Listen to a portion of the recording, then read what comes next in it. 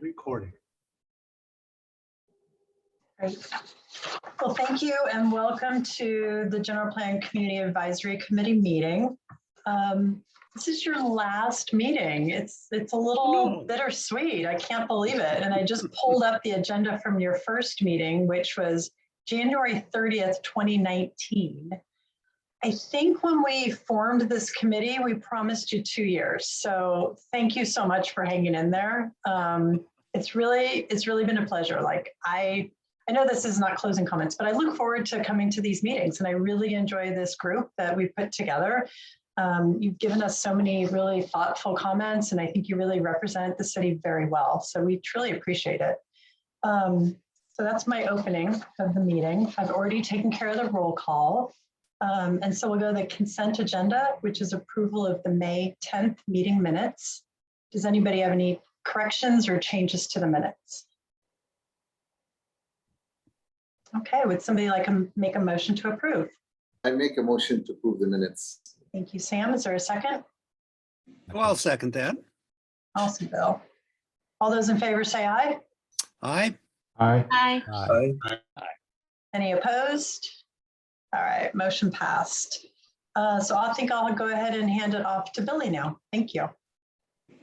Good evening, everybody. And while I'm thinking about it, we have talked about, we will try and figure out at some point how to have, like, once everything is adopted, do something in person with all of you somewhere when it's all safe, but just to say thank you, where we can all see each other one last time physically instead of just through a Zoom call. So just, it'll probably be towards the end of the year, something along those lines, but we do want to do that at some point as well. So this evening, myself, and then I also have Monica Sidlick with Lisa Wise Consulting. And so we're going to walk through the zoning ordinance public draft with you, which is a much different beast than the general plan and the climate action plan. I think like the planning commissioners on the committee are more familiar, but like it's a much more detailed document than it is with the general plan. So let me share my screen.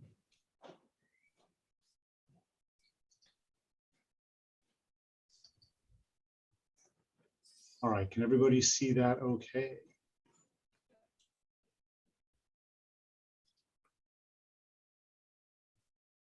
Y'all seeing that all right? Yes, Billy, we can see Thank it. you. Thank you. Works. All right, so in a lot of slides, but we're going to run through them relatively quickly. A lot of graphics. So in terms of the high level agenda, just a quick overview of what we've done with the general plan and how that speaks to what you'll see in the zoning ordinance. Monica will then go over an overview of districts, zoning framework, and high-level zoning ordinance updates. And then I'll come back and speak on a few very specific zoning topics that we want to go into a little bit more detail because there are more significant changes. So as you guys are all, as this group is very aware, we've made a lot of changes. We've done a lot with the general plan. General plan update and the climate action plan updates. We actually closed the public comment review periods at the end of May. They're still out there and we'll still take comments in, but right now the Ramey team is actually looking through all of those comments for both documents. And ultimately, when we go to Planning Commission and City Council, we'll have like a response to comment document that we will share with them to say, here's all the things we've heard, and here's how we've incorporated those into either new policies or revisions throughout the general plan and the climate action plan. For the zoning code update, we actually released that last Wednesday. We got it out on the city's website, so it's officially out for public review. And that's what we'll go over this evening. And then this week or the beginning of next week, we're going to get the environmental impact report for all of these documents out for public review as well. And so this is kind of the overall time frame we're at. Basically, we're looking to get to final adoption. We're hoping kind of the September, October time frame of this year. So still a little ways away, but the tunnel is finally getting bigger at the as we go down that way. All right, so the zoning ordinance is primarily based off of a lot of the information that was included in the land use and community design elements. And so as you all recall, we had these 6 kind of high level where we want to be in the future. So strong local economy, attractive public realm, diverse housing types, amenities that enhance quality of life, convenient and equitable access to services and jobs, and sustainable and resilient built environment. And then we go into a little bit more detail with, obviously we had the desire for complete neighborhoods, where you would be able to, within a 20 minutes radius of your house, get all of the different services that you could need.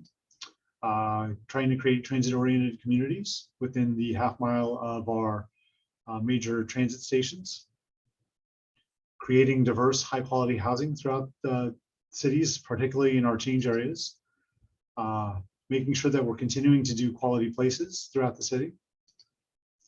And making sure that we keep our disadvantaged communities in mind when we're making policy decisions. And so all of these have shown some of the key land use mobility policies that deal with each of these high-level topics. And so, as you recall as well, from a land use designation standpoint, this is the general plan land use map.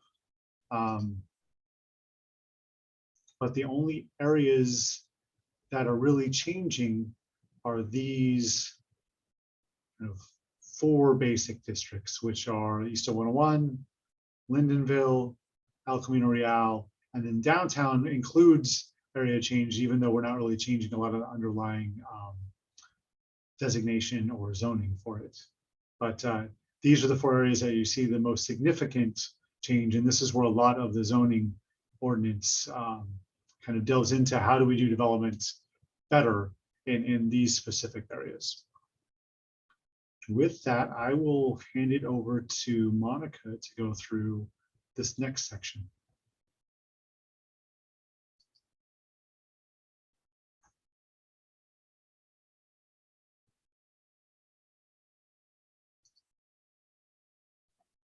Hello, everyone. Thank you, Billy. I'm Monica Sidlick, Senior Associate at LWC. And as Billy mentioned, we have prepared the code update following the general plan update.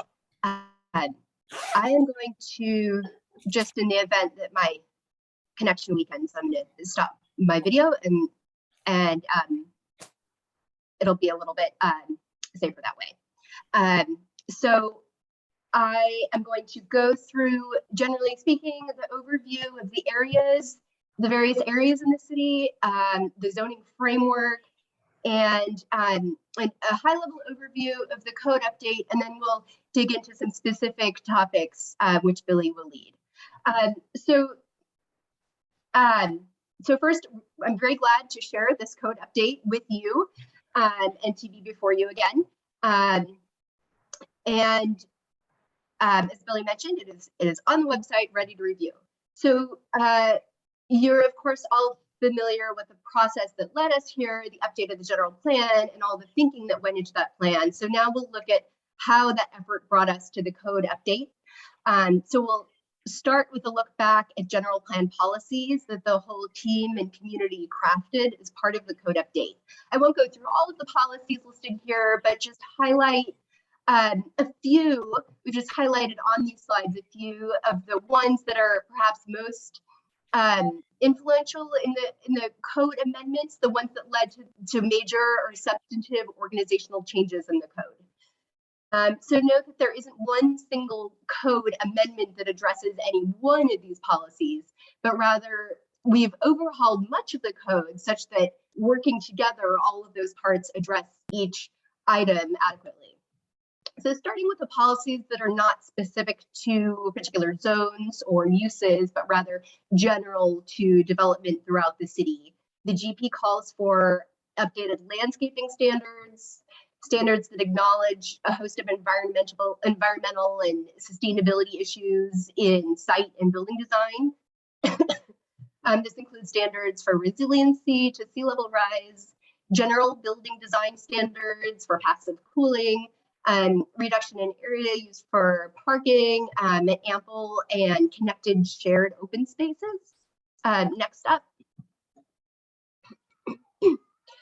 In residential areas, the general plan tells us to update standards to emphasize spaces for community life, again, for connected and shared open spaces, for a diversity of housing types, including a range of medium and high density types, for live work, and that it's critical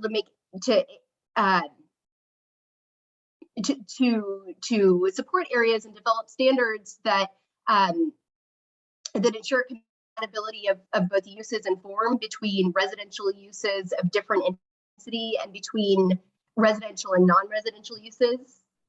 We know this is essential since we and all municipalities are tasked with accommodating a certain number of units. So the compatibility of new built forms within existing is an important focus of this in any code. And with that, accommodating an appropriate range of non-residential uses to support those units. And not least, of course, we know that the job of any code update is also to bring the code into compliance with the latest state legislation, which in this instance, there's a lot of it, of recent housing related legislation from the state.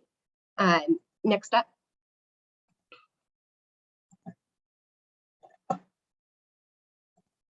Next slide, yep. So the general plan focuses, as we all know, a lot on mixed use areas, largely because that's where we anticipate the most changes over the planning horizon. So this includes downtown residential zones, corridors, nodes near transit.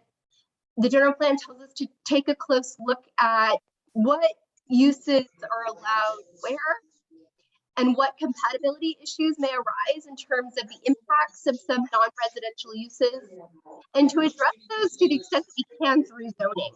So essentially, when the general plan says mixed use, we look at what specific mixes and exactly where we want to see what mixes.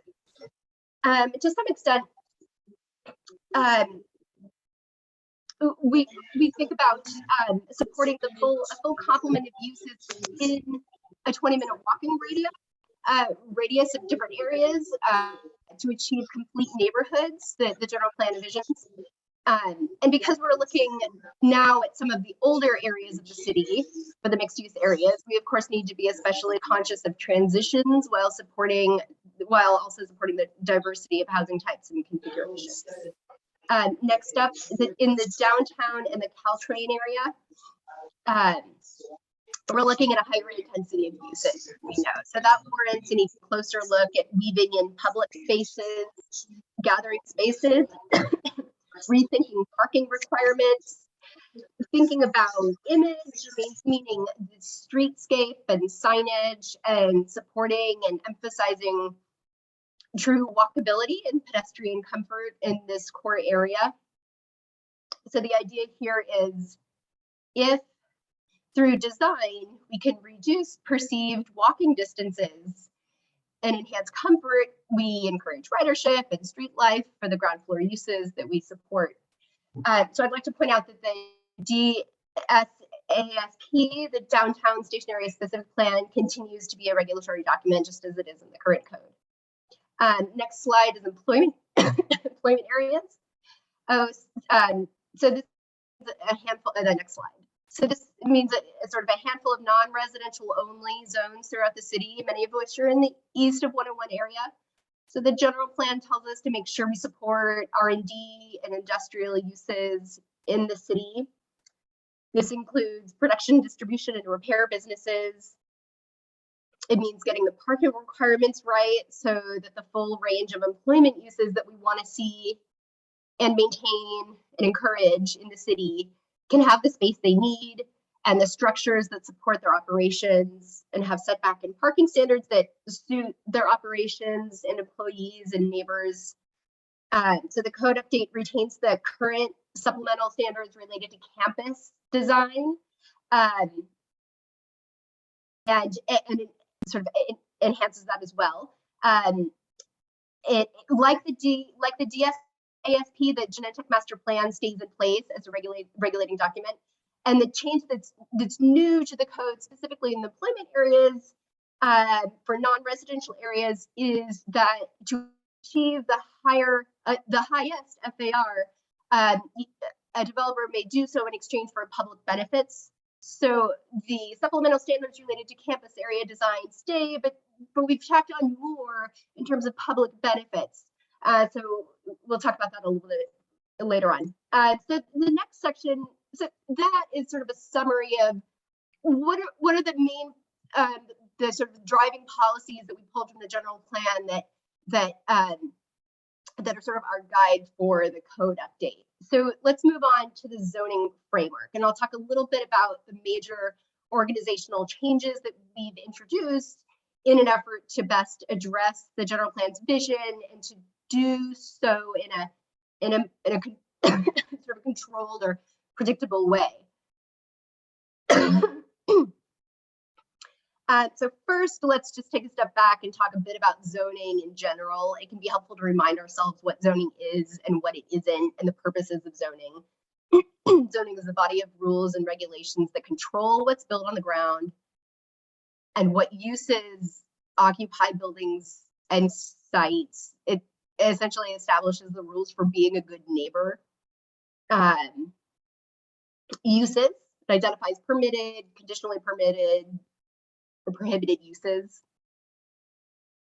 Building form, building placement on a lot, height, building configuration, ground level design. It identifies procedures from the beginning to the end of the project. So submittal requirements, approval method, meeting noticing, compatibility. It addresses impacts. And predictability and flexibility, this is an important one, particularly considering the goals of recent legislation to streamline approvals. So zoning is most effective when it lays out standards that are easy to interpret, but that allow room for property owners and builders and designers to be creative.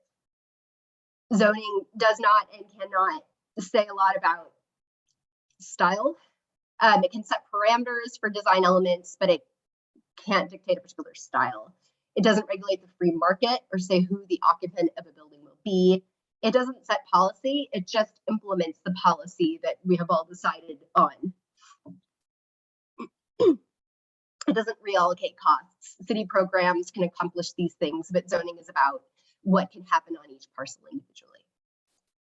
So the next slide is, so that was sort of zoning in general. Now let's talk about zoning, specifically our zoning code update, the updated Title 20 of your city's municipal code.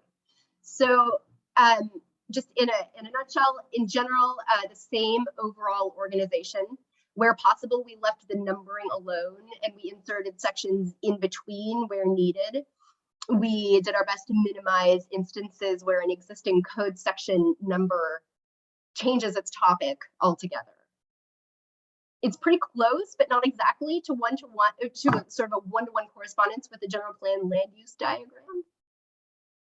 The existing code right now is what we call a conventional code. It's separated primarily by uses. This is also known as like Euclidean type of code. We kept this organization in place for the most part. We did introduce a form-based code. Pardon me. We did introduce a form-based code into your zoning ordinance. And that form-based code applies to the areas that the general plan identifies as change areas.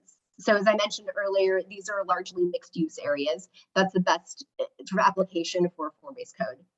We also created a new chapter for citywide design standards. So this is one change that is directly in response to recent state legislation. So as you know, SB 35, SB 330, and also some more recent follow-up bills to those prohibit some projects, really residential development, from being evaluated and really from being denied on the basis of subjective standards. So what that means is that whereas many projects used to go through design review, which is a discretionary process, that evaluation now has to be objective, and the objective standards have to be codified, not elsewhere in, say, a design guidelines document. So we've created a new part of the code, sort of carved it out, that does just that. So along with all the other citywide standards for things like landscaping and parking and fences, we've introduced a new section for site and building design for residential and residential mixed use projects. These are meant to make development more feasible, and that they speak to the general plan vision and lend predictability to those projects. So now let's back up again a little bit on the next slide. So broadly speaking, thinking about the conventional approach to zoning, that's what you see in your current code. It separates the city into districts or zones where certain uses and intensities are specified. It starts with the use table. It's primarily about use, followed by development standards by zone, and then some supplemental standards. And this includes some elements from incentive-based zoning and performance-based. Largely, it's about use, and that, generally speaking, works. So let's go to the next slide, and we can just show these are, generally speaking, everything that's colored. And this is where we take the conventional approach. And for a lot of the areas of the city, the zoning code really is not changing very much at all. Now, the next slide, let's talk about what's the new Division 3 in your code. It's a new form-based approach. So form-based codes differ from conventional codes in that in terms of how they're prepared and presented and the substance of the standards they contain and how they're implemented, and ultimately the built form that they produce. But they are regulatory in the same sense of a conventional code, that they have the same regulatory effect. So regulations and standards in a form-based code are presented graphically in generalized diagrams and photographs and tables, and they're keyed to a regulating plan, which can also just be part of a zoning map, which is the case in our code. But the zones, which we call transect zones, assign an appropriate form and scale primarily to development, rather than having the primary distinction be use. So they focus on intended physical form, but they also regulate use. It is intended to be a sort of community-based approach to the urban environment by focusing on the interface between private and public realms in the standards for buildings and public spaces. Down at the bottom shows the basic elements of a form-based code. You've got your transect zones, building types, frontage types, and open space types. It's sort of like a kit of parts. So it's more predictable than a conventional code, and it becomes easier to translate the community's vision into specific code building blocks. So the next slide shows where. So this slide shows where we've applied a form-based approach. So next up, we'll do a big picture overview of the zoning code. So this is the updated zoning map. So I mentioned earlier that it's close to a one-to-one correspondence, so it should remind you of the general plan land use map. So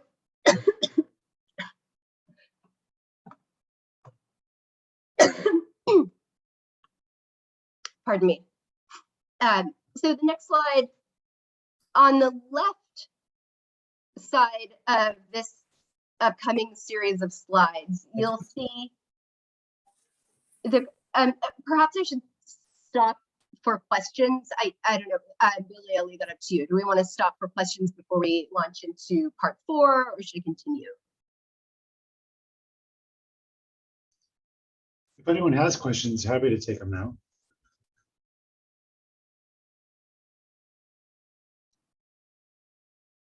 We'll all keep going, and please interrupt anytime. So we looked at the zoning map, which is pretty close to the land use map, but not exactly. And then on the left hand of the slide, you'll see that it's the existing table of contents list of chapters from the online meeting code. So it should look familiar to you code users. At the top, we've got Division 1. This is authority and rules. You'll see if you've gone into the code update online, you'll see it sort of includes the area that the parts of the code that have been changed or updated, and where there are sections that have seen no updates. It just says that simply. So here in this series of slides, we'll talk about the sections where we have made updates, recommended amendments to be consistent with the general plan. So we updated the purpose statements of the zoning code. We updated the list of districts. Generally speaking, there are fewer of them, and they're streamlined to be close to the general plan. We revised rules for calculating FAR. So whereas parking, there's certain exemptions right now from what we include in FAR. We've expanded that. It adds ground floor active uses east of 101 and in certain transit districts. Those have to be open to the public, sort of active and open to the public. This is like childcare facilities, personal services, retail, restaurants, similar active uses. So let's move on to Division 2. These are the conventional districts. You can see sort of like the general plan, we've got RL, RM, and RH with a couple sort of divided. So some of those are divided by density. So we've got 2 RLs, 1 RM, and 3 RHs. We've got the downtown residential zones. And we've got, for the downtown and Caltrain station area zone group, those will look familiar to you. They're from the downtown station area specific plan. We've added 1 ETC, Eastern Transit Corps. The non-residential zone group, these will also look familiar to you. And the civic group.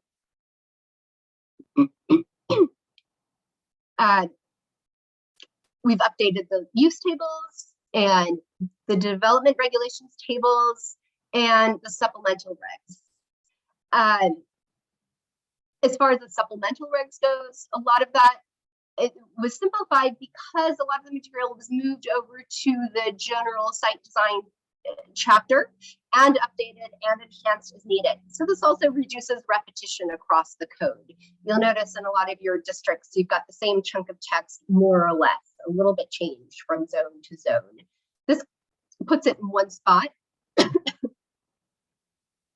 And then from there, if there are standards that are specific to one zone, then it's addressed in the general site standards. Division 3 is orange because it's brand new. So these are the 6 transect zones. And just like we saw in this slide about form-based codes, we've got a section for standards by zone, a section for building types, a section for frontage types, a section for open space types, and then a use table. So here's a peek at what some of those pages look like. And it's, I think I use the term a kit of parts. So, you know, if you look at the bottom of the slide on the lower left, the standards are keyed to other sections of the form-based code. So you know what standards, what standards you can pull from one section and apply to your zone. Okay, moving along for Division 4, that's the overlays and plan districts section. So as you know, a lot of the specific plans and master plans and plan district areas in the city have sort of served their purpose. They're largely built out. That isn't to say there wasn't good design guidance in them. So we sort of mined them for what will continue to be relevant and we want to continue to inform development in the future, and sort of got rid of them. The same is true of the loft overlay. The hillside overlay, it's no longer an overlay. There's just a hillside, there's a section for hillside standards in the general citywide standards. We added the floodplain sea level rise overlay. And then, as I mentioned before, we kept two specific plans, the downtown stationary specific plan and the Genentech master plan.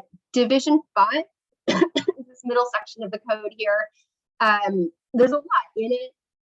So I have a couple of slides here to talk about changes to additions to these chapters of the code, where standards were confusing or not achieving the desired effect. We simplified them. Landscaping, we mentioned earlier, updated to address environmental concerns more specifically and intentionally. We updated lighting. We tackled more specifically noise and vibration to implement the general plan. And then the site and building designs chapter that I've been mentioning is added right in here after performance standards. The next slide is also division 5. Parking standards were updated based on studies that were done as a part of the general plan and the work that Fair and Pierce has done. Some standards were lowered, some need to be required to be based on a required parking study. We looked at shared parking, EV, we updated the bicycle parking standards. We clarified temporary uses, noting anticipated impacts of some uses. There are many uses that have sections specific to that use. So we dug into those and added standards as needed. On the next slide, we updated the signs chapter to be consistent with the latest court rulings that dictate what signage is not allowed. So we made the sign chapter content neutral, generally clarified, and refreshed the standards. We added the community benefits program chapter, which we'll talk a little bit more about, and we updated the TDM to be consistent with the study that was conducted as part of the general plan. Administration and procedures. This is generally to clarify and be consistent with recent state legislation. We clarified what's a temporary use permit, what's a minor use permit, what's a conditional use permit, add a little just clarity to the code there. We updated waivers and modifications. And lastly, the definitions. We went through and sort of updated, modernized the definitions of uses. We got rid of uses that nobody uses that are outdated and cleaned up the terms. I'll hand the presentation back over to Billy, who can walk us through some specific discussion items. Thank you, Monica. And I will stop real quick and just say, based on all of that, before we get into the specific topics, just taking this quick break to see if there's any high-level questions or specific questions on anything you saw in Monica's portion of the presentation.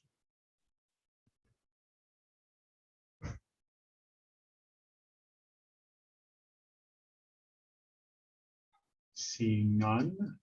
So we're going to get into a few different specific zoning topics, and it's mostly to deal with either kind of new or significantly revised zoning chapters.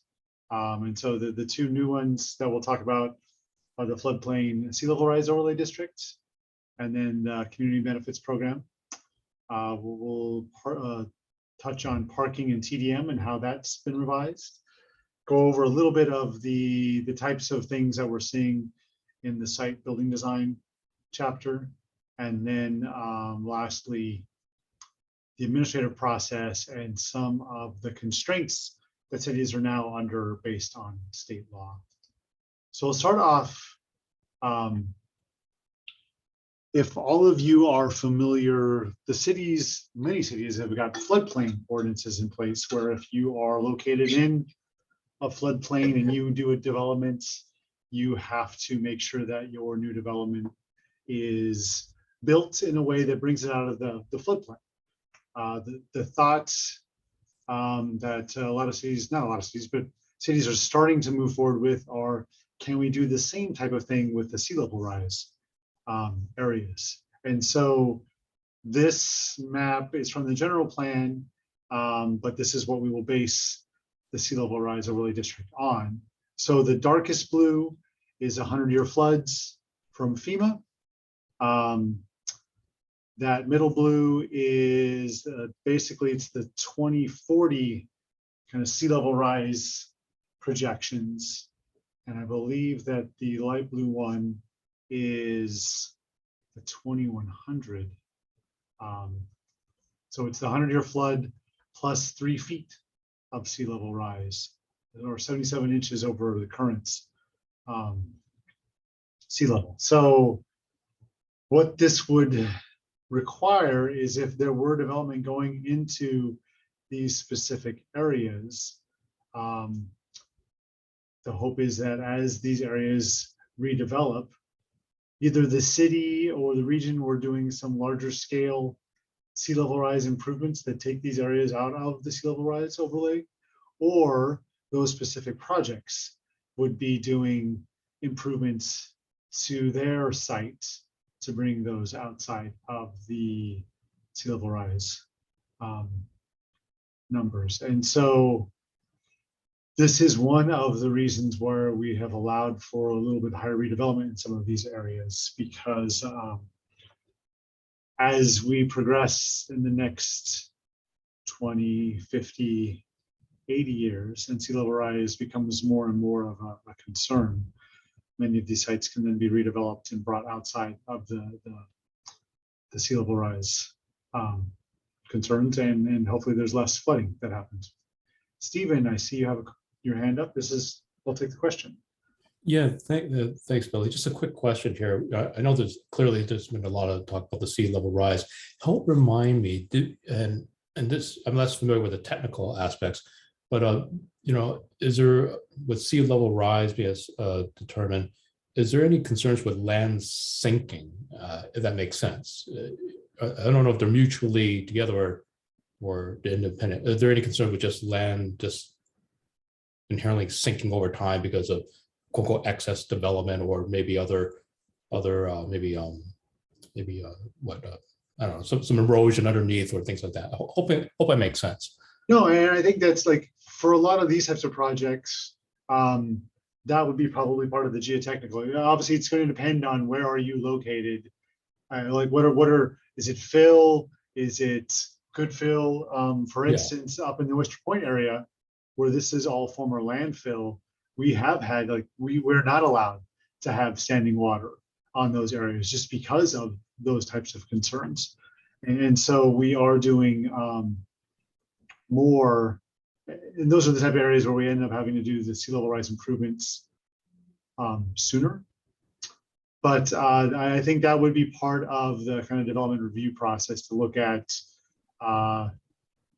There would need to be some level of like geotechnical studies, and I'm sure in some of these other studies of kind of sea level inundation and such, when we were doing these types of projects, just to determine what are the long-term impacts of the type of development that they're putting on there. And so I think this is just another layer of that type of review that the cities we're pretty used to seeing the geotechnical type of review and having comments and changes based on that. I think this kind of adds to that, and then we get more information for these as we see them move forward.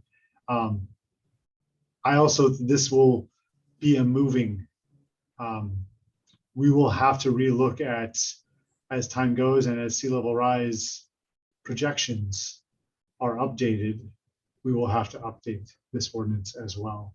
And so this is kind of best estimates as of this time that are accepted in the region. I believe what we're using in our general plan was what BCDC was originally identified as of, it was 2019. And so I could see these being updated on a relatively regular basis. Does that answer your question? Yeah. I mean, I'm sure this could be ongoing progress. I was just curious about any, again, I'm not familiar with any the technical terms, but if there's any concerns aside from sea level rising of land sinkages. I mean, Yeah. so you do see that as part of earthquake movement. Yeah. Yeah, and then we definitely have other maps in the general plan that identify those areas that are more prevalent to that, and there's additional studies that the project would have to do for that type of thing as well. Okay, thank you. Yeah, Sophie, go ahead.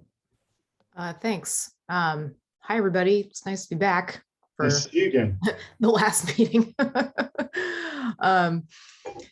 Yeah, I had a few questions and comments about this. First of all, I'm happy to see it included. I think it's a really good strategy.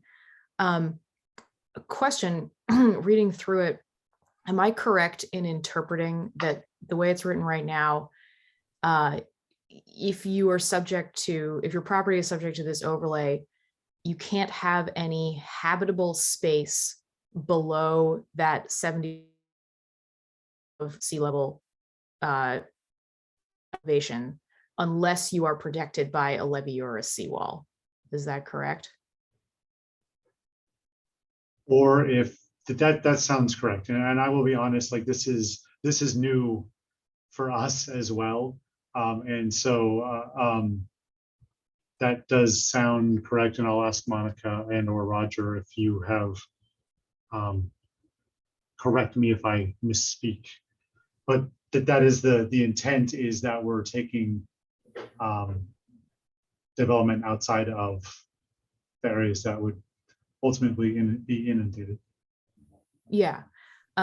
Okay. And then sort of a similar question, and I don't know if the team has an easy answer to this, but what qualifies as a levee or seawall that is sufficient to protect these properties?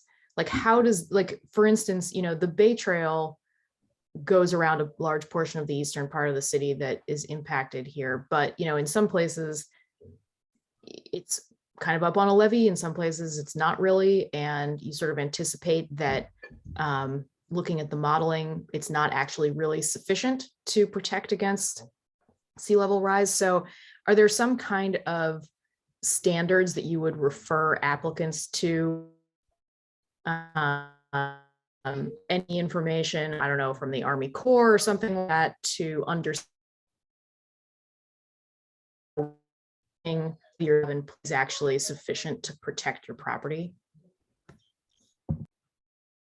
My initial answer is, and you're correct, like for instance, with the Oyster Point Marina, a portion of the Bay Trail we've raised to serve as that. And I think we'll try and do more of those types of projects as we move forward. And as those happen, we'll have to redo, I think, some of the overall analysis to see, you're right, because if one project does it but others don't, you're then kind of moving where that water goes. This isn't meant to be a standalone by any means either. Obviously, the city is continuing to work with Army Corps of Engineers and kind of the regional cities, the airports, to do larger scale projects. And so as some of those are identified and come online, there might be specific areas that don't have to do raising of their site because those projects are bringing them out of the sea level rise. And so I think it's going to be an ongoing. I'll just say I don't think we have a good answer for that yet. This is we're working with one shoreline. This ordinance is very similar to what Burlingame adopted, I believe, late last year. And so trying to do a better job of working with them and with more of the regional kind of jurisdictions and such to figure out how best to do this. And so I think it's like with everything, it's a kind of a moving target at this point.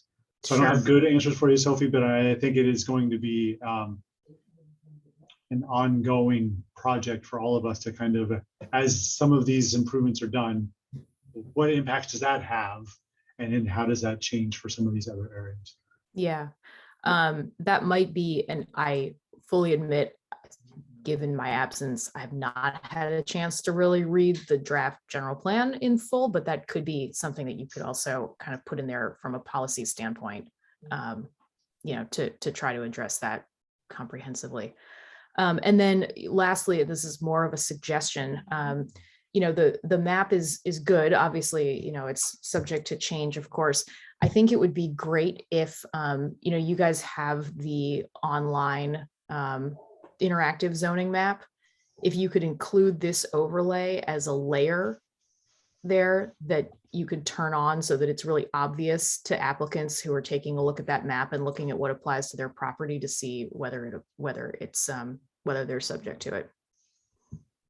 And that actually is, we hope to do that when we finally have adoption of all of this, like have we also have a special environmental studies overlay, all of those in place. The one thing I'll say is none of this data is really done to a really specific parcel level. And so I know there's some concern of there'll probably be a bit of a fudge factor in all of this, where in certain areas they just have to do more studies to determine are they actually in it or not. But yeah, no, that is our intent, and it's a great comment. Right, absolutely. If I can add on to that, at the beginning of the code, we list the maps that to which the zoning code refers. And so there's the zoning map that we looked at. There's the environmental studies map. There's the floodplain sea level rise overlay, and that's will have to be presented as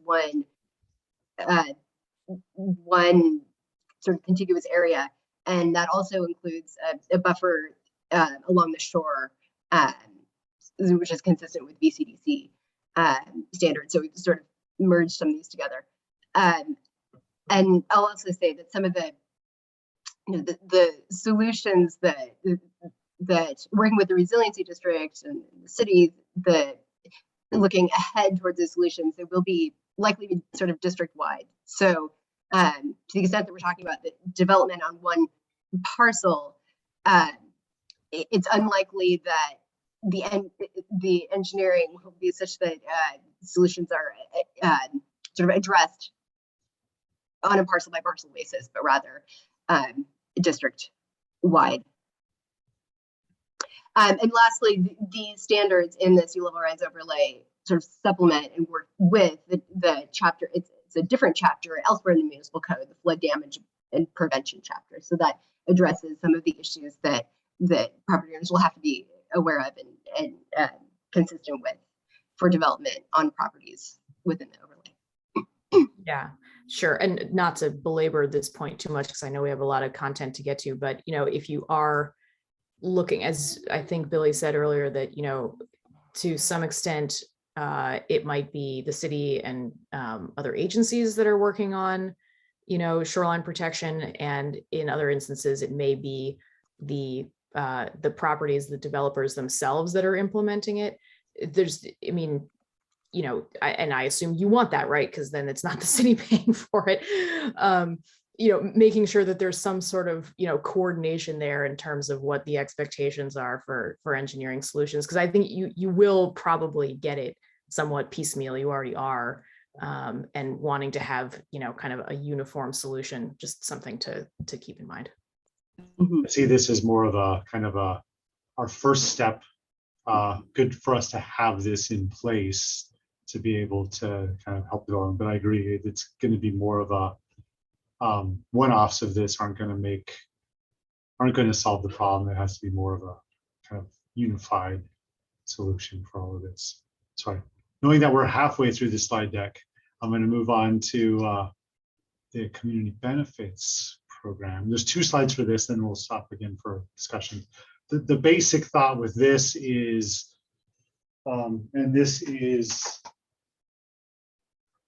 primarily going to be related to the life sciences uses, but it would be applicable to all non-residential. But the thought is currently we have base FARs, and then specific projects have come through and we've done development agreements for them to get up to higher FARs.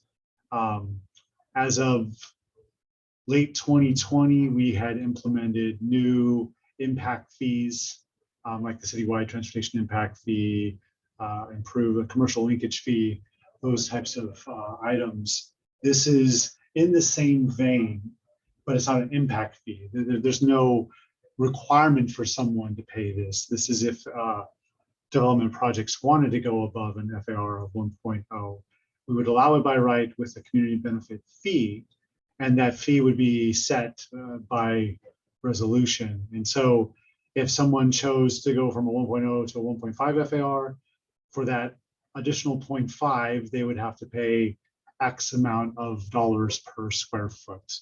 We're working with strategic economics on what that is. We think, at least as of the last time we discussed, it was going to be potentially in the range of $20 to $30 a square foot for life science uses. But I think that'll be a discussion point. The way it would be set up though is basically there could be the specific benefit fee, or a project, if they wanted to do some other benefit that they either do on their sites or offsite somewhere else that's in keeping with the city's priorities, that would also be available. And then if projects for those areas that would allow an FAR above 2.5, if they wanted to go above that, we would do a community benefits agreement, which would be similar to the development agreement process that we've gone through in the past for projects. And this is just the high level in terms of where the monies could go towards.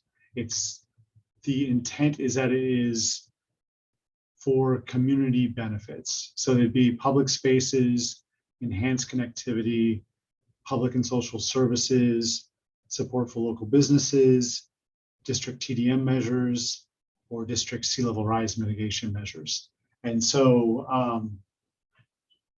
the way we have it set up currently, we're not prioritizing any of these over the others. That is a discussion point. I think we'll have for you a question like, should we prioritize these, or should we allow these to be kind of a broader bucket? We'll have that same question for Planning Commission and City Council. But the thought would be, if a project came in with a 2.0 FAR, they paid the $20 a square foot. So let's say they had an additional 1 million square feet. The 1.0 would allow them a 1.0, the 1.0 FAR would allow them 1 million square feet.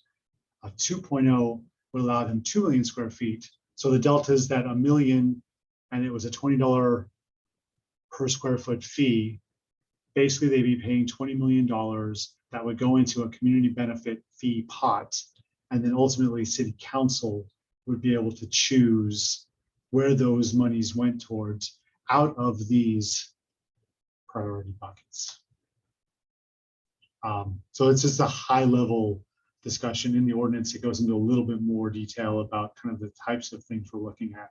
Obviously with public spaces, especially in the East 101, but also in Lindenville, as we're creating these larger residential communities, we need more open space for some of those. And so we'll require that as part of the development projects, but also to be able to potentially do other city projects related to that.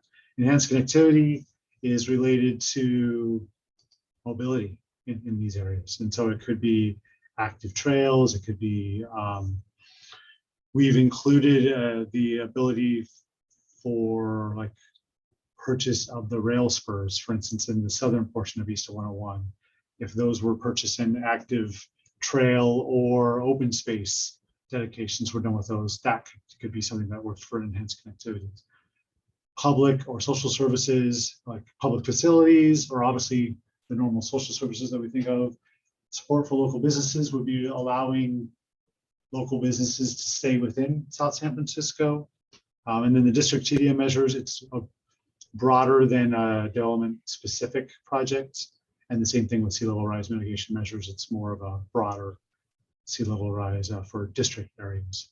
And so I will, it's obviously just a really high level on this, but this was another place where we had a pause for questions. So please. I'm not sure how to raise my hand. Pat, it's you. Go This is ahead. Pat. Yeah, I'm just wondering if we can add public schools to that. It's a community benefit and they could use the funds. Okay.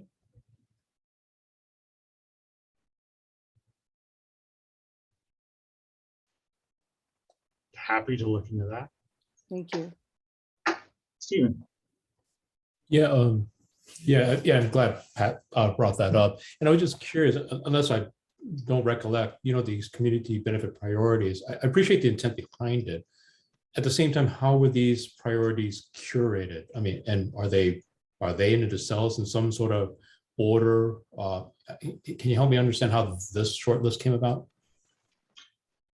I think these are the types of needs that we see, especially the thought is that a lot of these monies would basically be used in the areas of change that we're kind of redeveloping. And so public spaces, like I said, it's a need for more open space or public spaces for areas that we're going to be increasing the residential community so much. Enhanced connectivity, obviously making it easier for people to get around in these areas as we densify. All of these were kind of brought forward as the types of public benefits that we've predominantly been identifying as part of the general plan process, and that are more of a public benefit. Like one of the items that was talked about is, could there be green building measures? And I would see, yes, that has for the overall kind of environment that is good, but it has more of a direct benefit to a specific business or development rather than to the broader community. And so we didn't include that as part of this list. But I would say if you think there are things that are missing, as passive, like public schools, that could be one. If there are other things, happy to hear those and list those.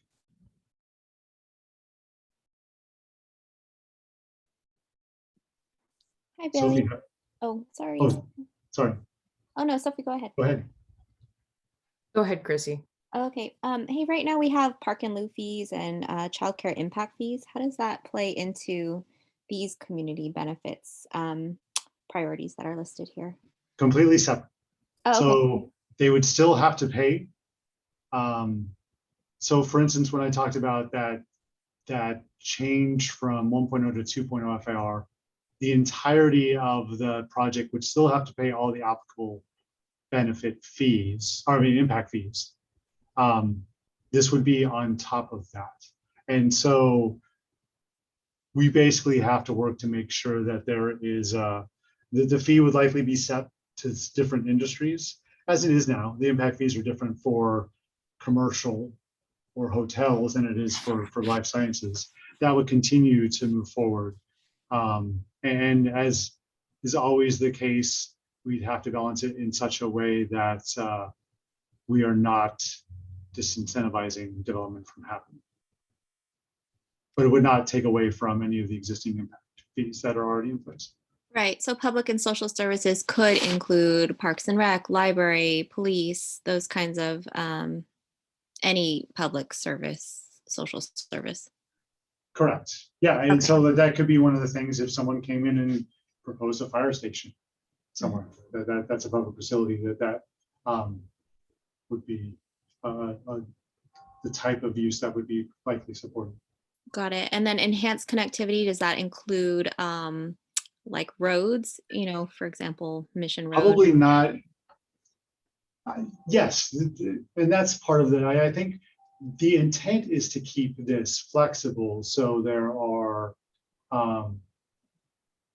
different ways that this could be used. Kind of like what are the needs at that moment, and then have the monies go towards that.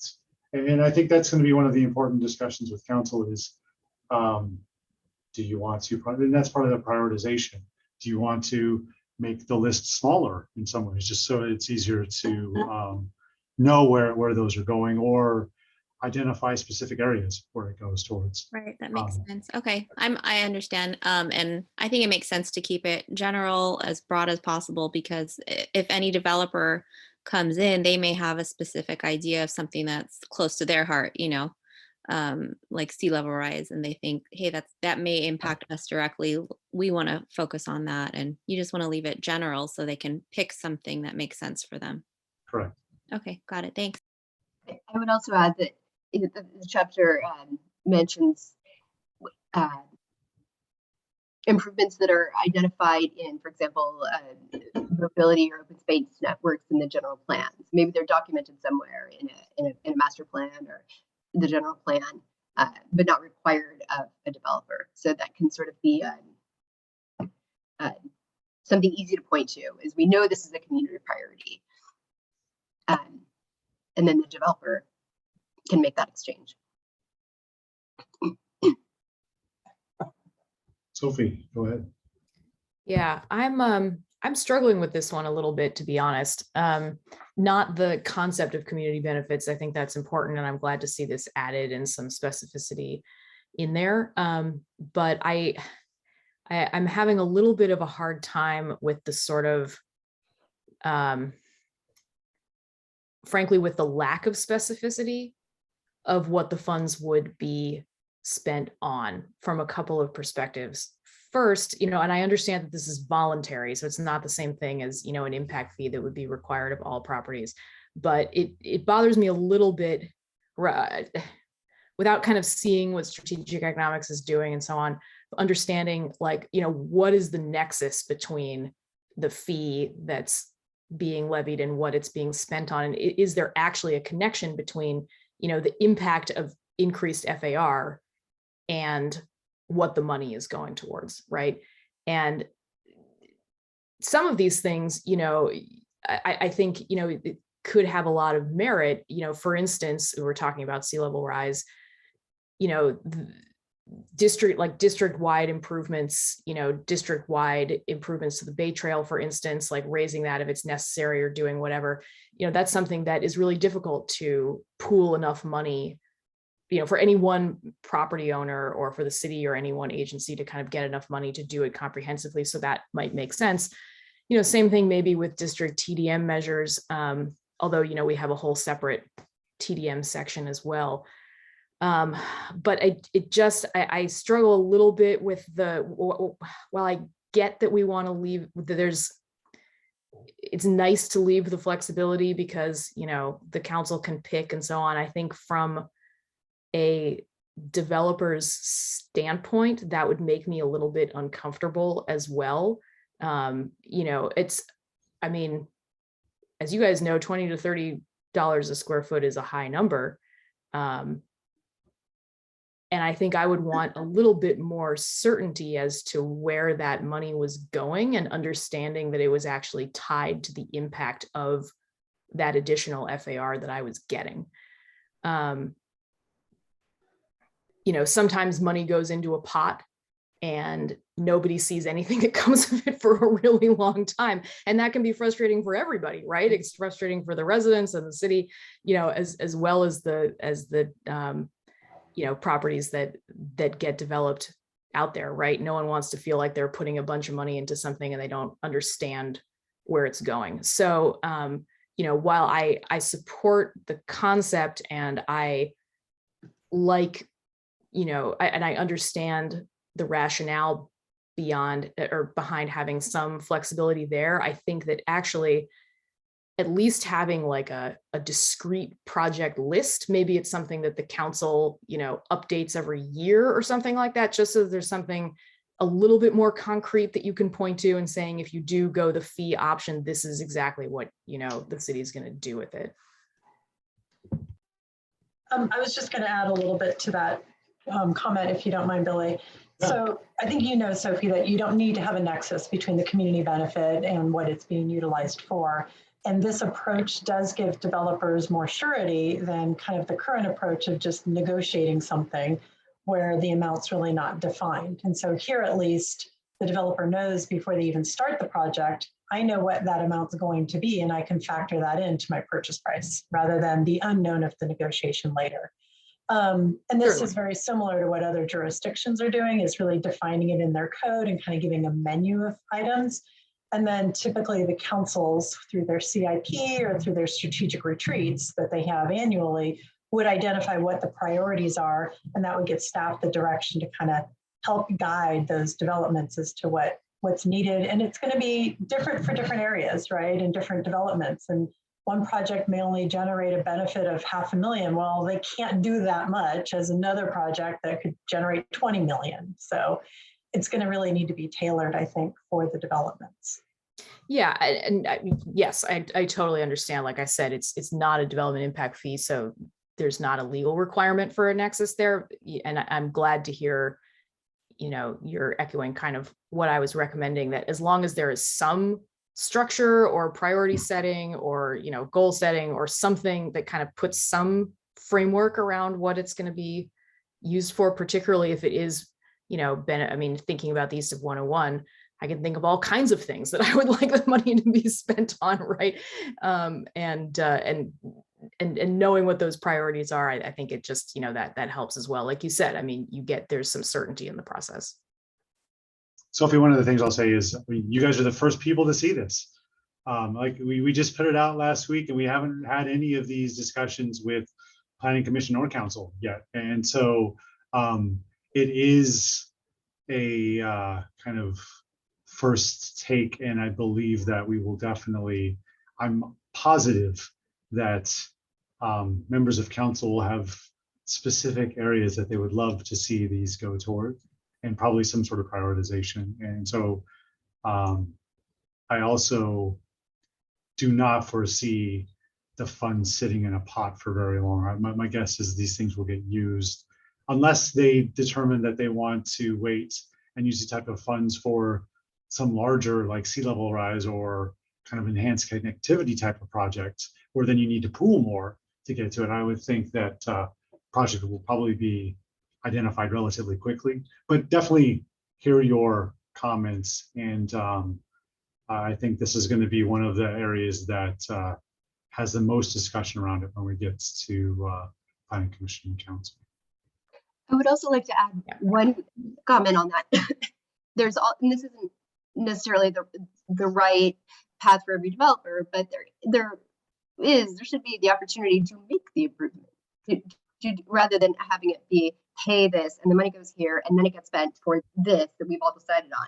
It's the developer makes the improvement and then gets the FAR to kind of skip over that step, and that way the developer knows exactly what's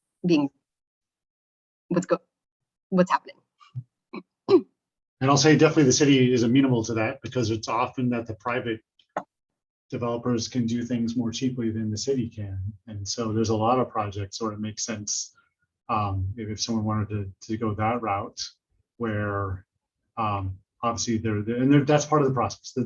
There's language in here that allows for the improvements that are in these broad categories to be done rather than the fee. And obviously there'll be some discussion of showing that it's a comparable benefit, but that process is definitely included with this. Anybody else have a question before I move on to parking? Another favorite topic. All right. So I have quite a few slides on this, and so I'll get through all the slides and get back to questions.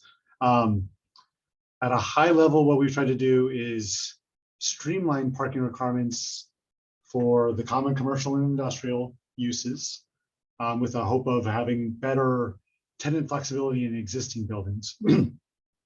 But we then also have expanded for non-typical uses, a parking management and monitoring study process to make in some ways, that also might make it easier for uses to go into certain sites.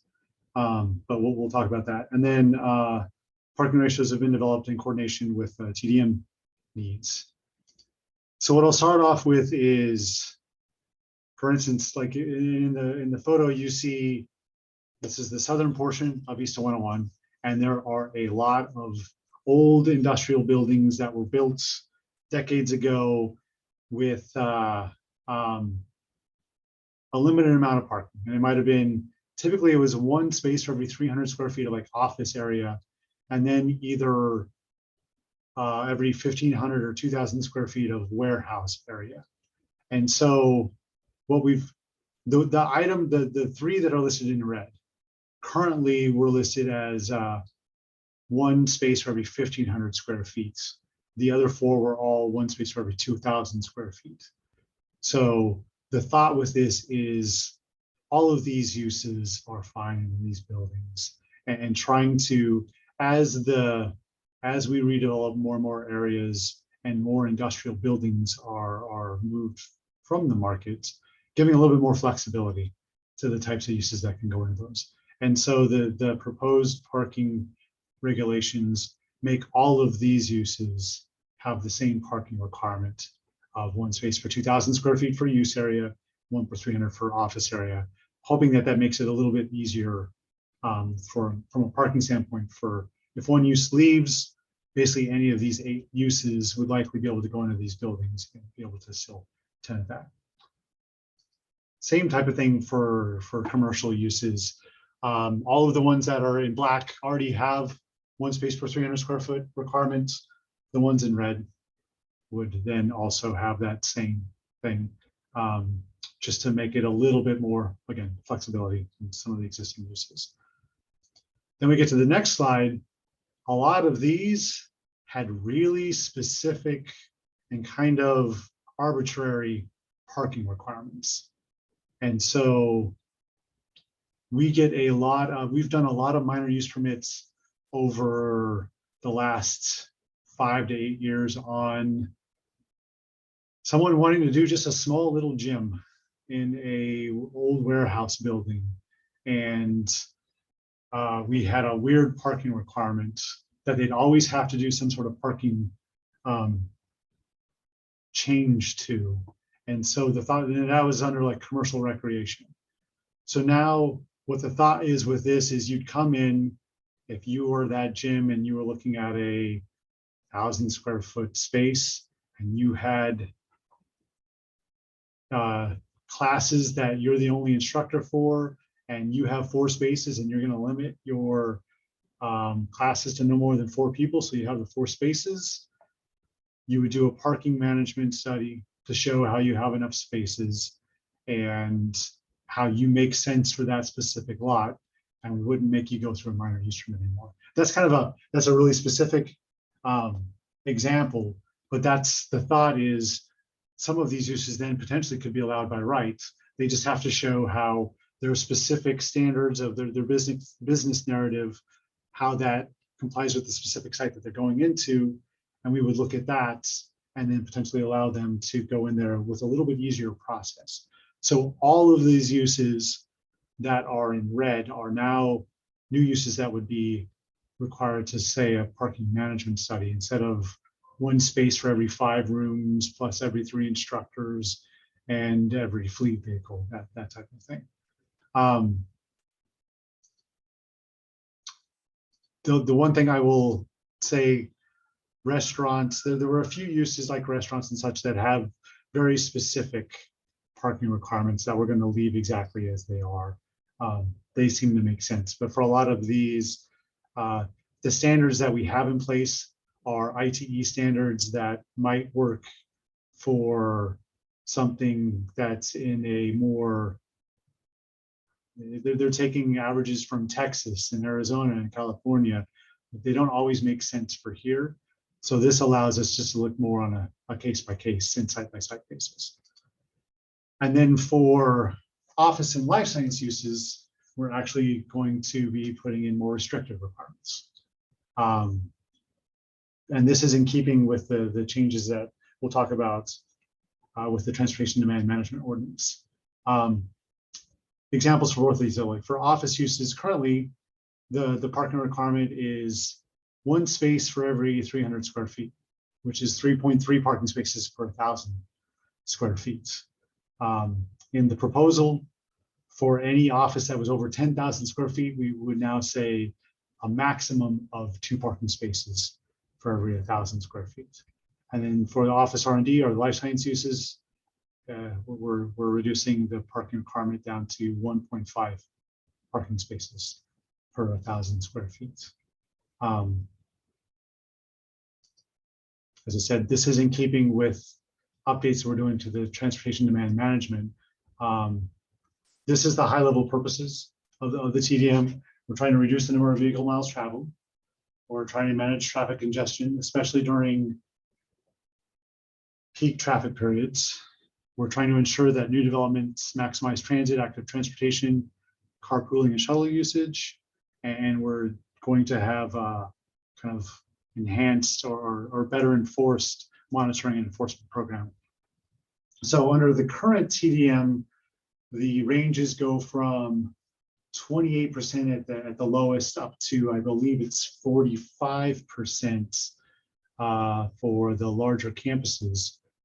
Basically saying, if they're the larger campuses under current, we would say 45% of employees have to arrive by something other than a drive-alone vehicle. It also does not apply to residential or to smaller projects, smaller non-residential projects currently. So we have made parking, hold on, I'm sorry, that was a mistake slide. So now this slide is kind of showing the overall program. And we've switched it into different tiers, and each tier has a little bit different requirement of what they'll have to do. So now residential projects that are 20 units or more will have to do a TDM program. They'll have to do a checklist. And for those type of projects, it's really just physical improvements that they're doing. It's bike lockers, TDM coordinator, things like that, that they would have to put in place. And then those projects would have to do annual self-certification. They would send in a list to us every year. So they have the easiest process. Then tier 2 is hotel, retail, industrial, for small office R&D projects that have greater than 100 daily trips. There's a process for them. And then tiers 3 and 4 are basically a lot of the larger office R&D projects or tech office projects that we typically see, and that drive a lot of the traffic desire that we see. And so at the highest now for the larger projects, we would be looking that no more than 50% of their employees are driving in single occupancy vehicles. And so the parking ratio of 1.5 spaces per 1,000 square feet is basically in keeping with that target, to where we're going to be regulating the parking supply, so there's not an abundance of parking. If we continue to park at the 2.83 that we currently have, you basically are providing enough parking for, I think it's like 80 to 85% of employees to have a parking space. And so that's part of why there's the change to the parking ratios, is to take away that and make it harder for everyone to be able to drive and park on the sites. And so there'll have to be a better job of doing shuttles or transits, carpooling, all of those measures. That actually might be kind of the high level of these. And so I'll pause again. Christy, I saw that your hand was up. Yeah, my question was actually about that really specific example with the gym that you gave at the beginning of the section. How do we or how do you make sure their business model or stuff doesn't change? Like, do they need to? I wouldn't think they need to check in with the city every time they change their business model, and they're suddenly doing 8-person classes or whatever. So how do you, it just seems like a moment in time that you're going to accommodate whatever their plan is at the start. And part of that would be they're having to do business licenses every year. And so, and part of that, it's on us just letting people know as things change, that if their parking changes, we need to update the business license narrative, and we would relook at it at that point.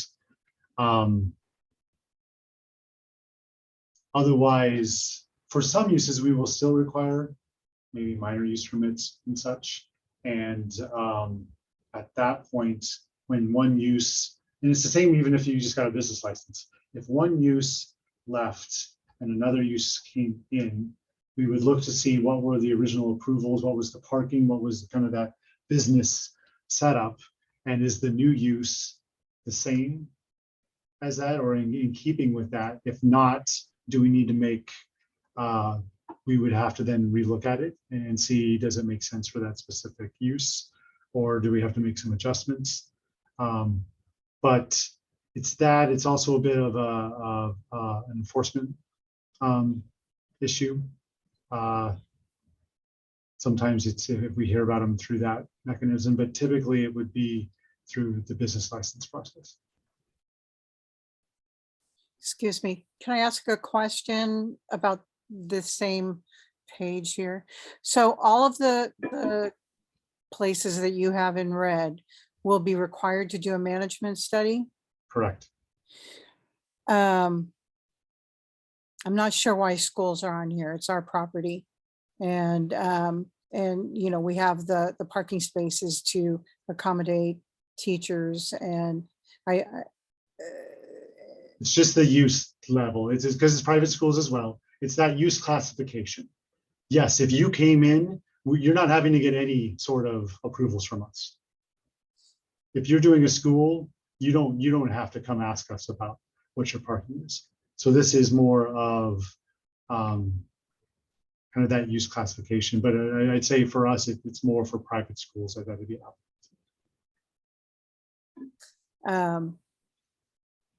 Okay.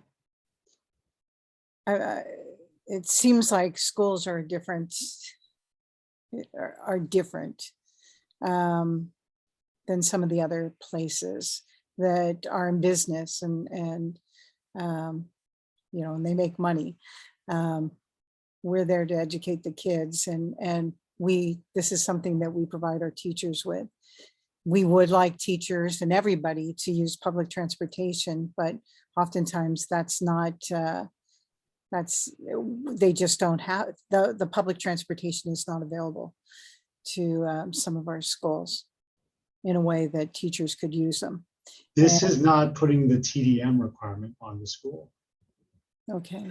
This is looking to see what is the parking requirement, what number of parking spaces should that specific use have at that specific site.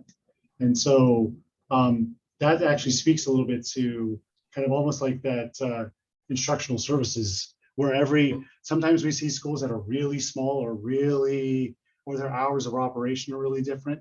So it's trying to figure out, like if they're going into I think we saw one recently where they were trying to use hotel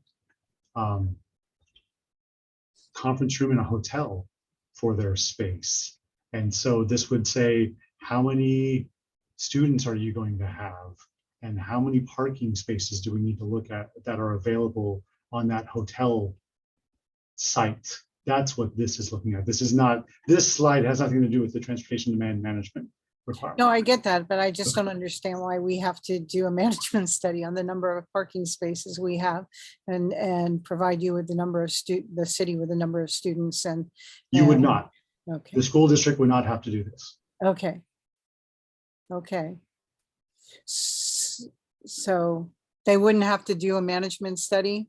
Correct. Because it says management study. The school district itself for all of your properties would not have to comply with these with the city's zoning ordinance requirements. So why does it include public schools on the bullet point?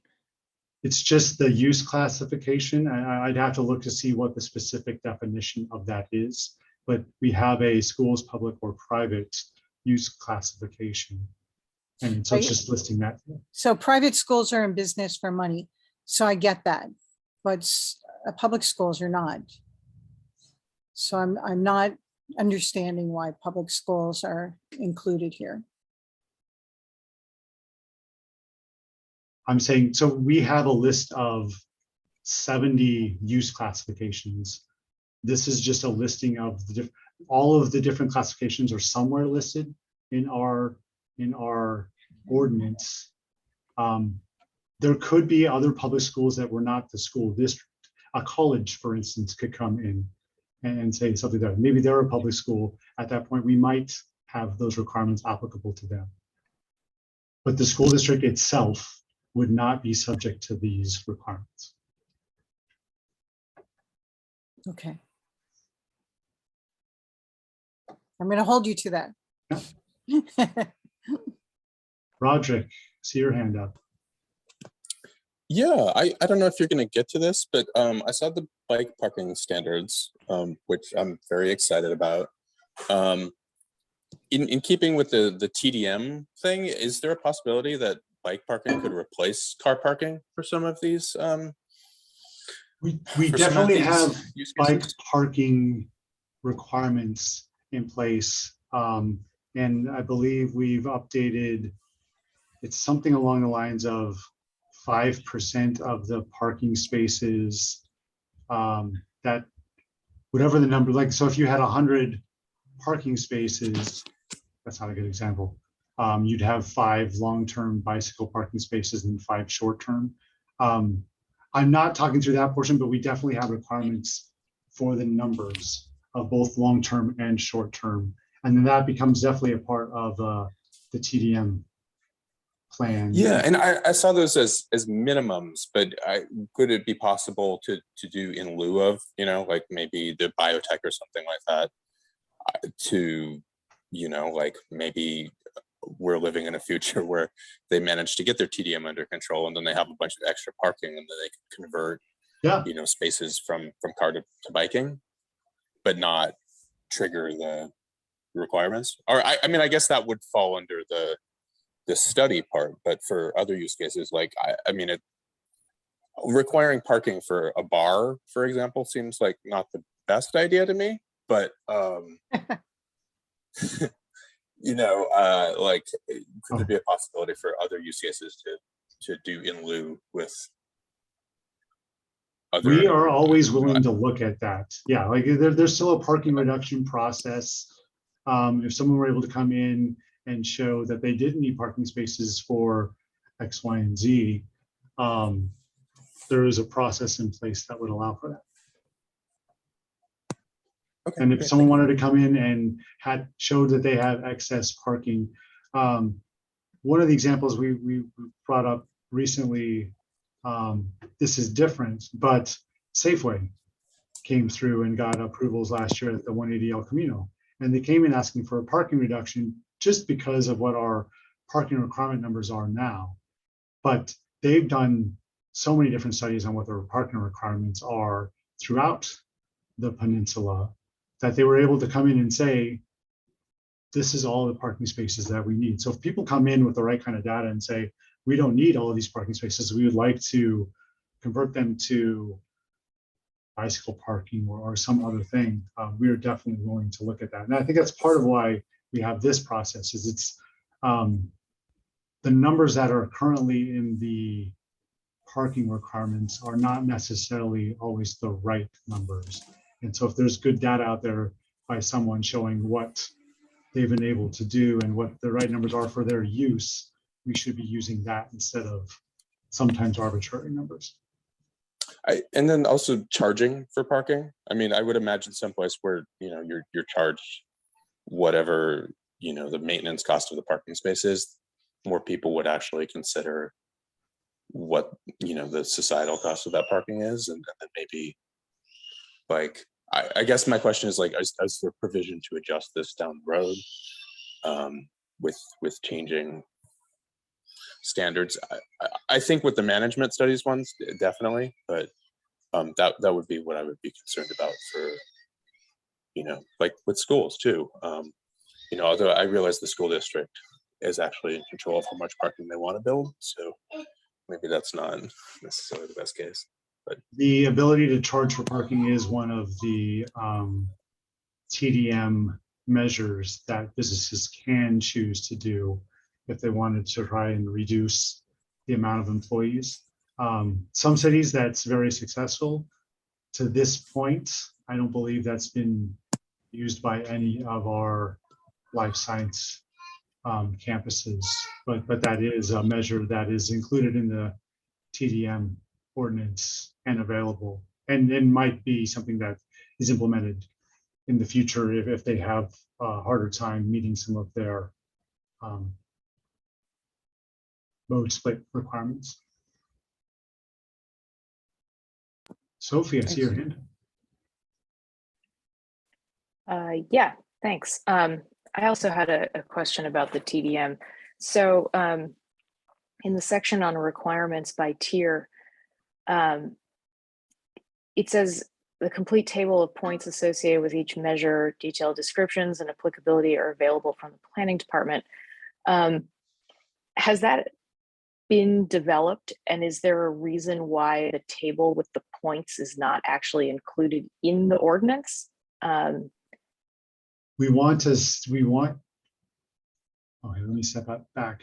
Are you familiar with CAC's recent kind of TDM update efforts? No. They've adopted, I think it went into effect at the beginning of this year, but they updated their TDM kind of checklist. And so what we are putting together as part of this is something in keeping with theirs, because everyone has to do the projects that hit certain thresholds have to meet the CAC requirements as well. So we thought it would make better sense for everybody if we were closely aligned. Our point system will be different than theirs. But yes, we're in the process of putting the checklist together and the point system. We're actually also going to be doing TIA guidelines together. And I think we'll probably a little bit later this summer be able to release drafts of some of those. The reason we were doing it not as part of the ordinance is it just makes it easier for us to update it as necessary rather than having to go through a zoning ordinance process. We can just do that by resolution with city council.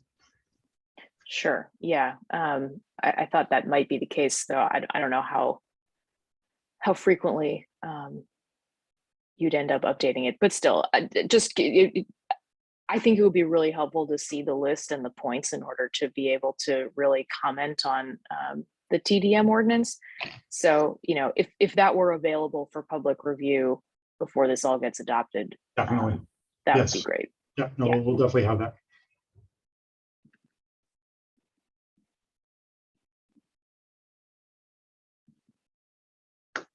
Anybody else on parking or TDM?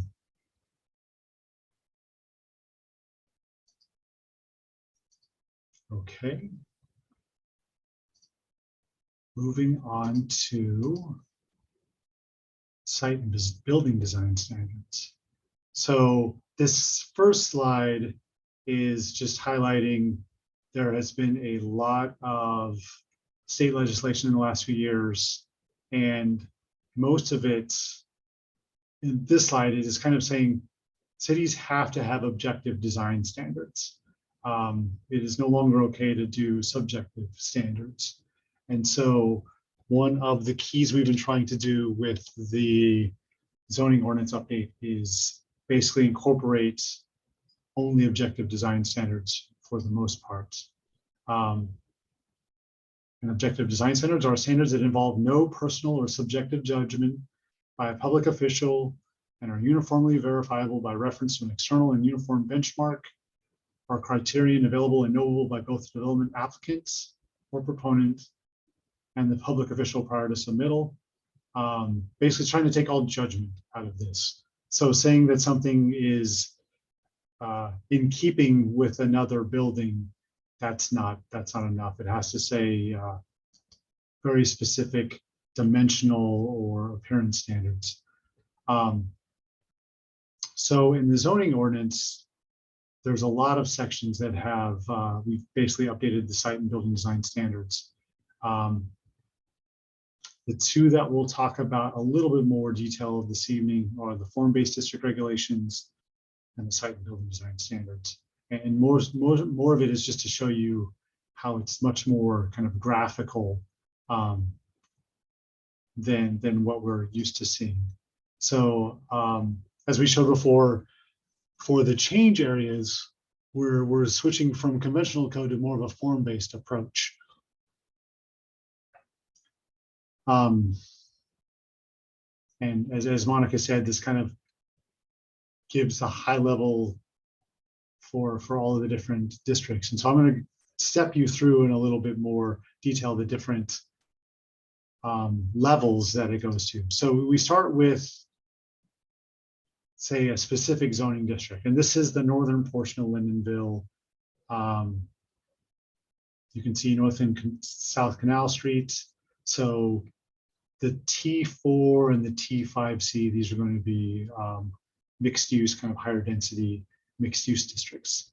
So I've picked T5C, which is that darker purple. So in the form-based district for T5C, it will include a list of allowable building types. And it gives this list of 5. And so the ones that I've highlighted are ones that I'll show you more detail for in the next slides. But in this district, you could have live work or multiplex or flex low rise, flex mid rise, or flex high rise building types. And then there's also standards on open space. And then it also points you to Chapter 2310, which is site and building design standards, which will also just do a really high level overview at. So the next slide will show you the building types for the flex high rise. And what it starts off doing is giving an idea of, all right, here's what the site kind of level could look like from a general parameters, and then also some of the heights of the overall building and floors. And as you see to the right, each of these different form-based districts includes a table that has standards that are keyed to the graphics over here. So, for instance, this F is a street wall height. So along the street wall, you'd have to have at least 2 stories minimum. Wouldn't allow for any 1-story buildings, trying to just have a little bit higher street wall height.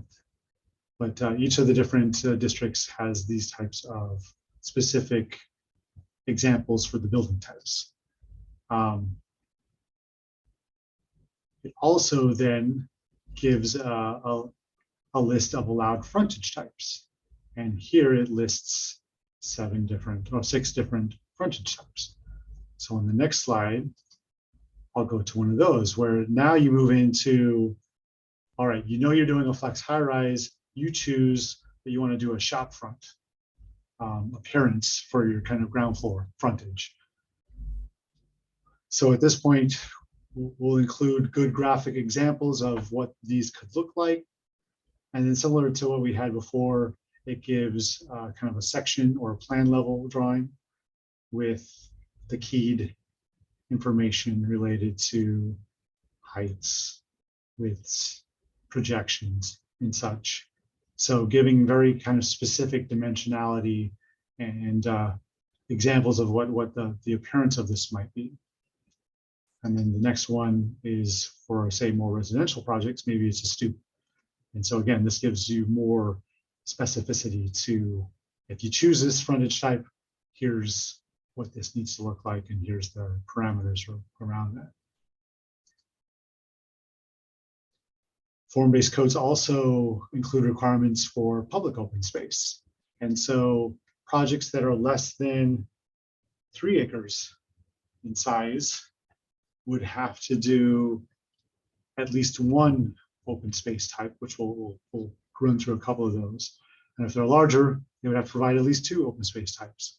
So then the code goes into more detail and gives you one example is a plaza. So if you were to do a plaza, here are the minimum dimensions and minimum acreages, access, frontages, and such. And again, another graphic example of kind of what the feel is that we're looking for. Another public open space example is a paseo and the same type of thing. So the form-based district is giving more standards to what the form of the building would look like and not the uses, as Monica talked about before. One of the things that we really liked about that was that keying to the different standards. And so we brought that to all of the conventional zoning districts as well. So this is in the downtown station area zoning districts. They're not form-based, but it's still, this is easier to read for both staff and the public in terms of trying to figure out when they're talking about max lot coverage, what is that area talking about? And then we go into, in 2310, trying to have a lot more objective standards and graphic examples of the types of things we'd like to see to have better overall design. And so, for instance, for single family and duplex developments, in an upper story wall plane, you can't have more than 20 feet with no openings. So someone wouldn't be able to come in now and say they didn't want to have maybe just a blank facade on this. There'd be requirements on having to have some sort of projections on these upper story wall planes. Or as you see here, there's some sort of entry protection requirement for those types of developments, just giving a little bit more aesthetic variability to these projects. When we get to the larger, say, multifamily or mixed use developments, there are other graphics. So for instance, for buildings that have a facade less than 75 feet, we give standards on minimum recesses or projections and balconies and have these types of graphics in here. For buildings that have longer than 75-foot facade, they have to put in place like a break in height. We are going to do an updated graphic for this. One of the things I don't think we ever want to see is a two-space or a two-story kind of blank wall difference in height in this case.